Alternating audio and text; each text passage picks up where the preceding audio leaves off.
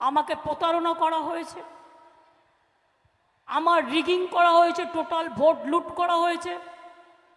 সেদিন DM SP সবাইকে change করে দিয়ে বিজেপি ক্ষমতায় আছে বলে গায়ের জোরে ইলেকশন কমিশনের সাহায্যে ডিএম চেঞ্জ করেছিল, এসপি চেঞ্জ করেছিল, আইসি চেঞ্জ করেছিল, আর ইলেকশন হয়ে যাওয়ার পরেও লোডশেডিং করে দিয়ে রেজাল্ট পাল্টে দিয়েছিল।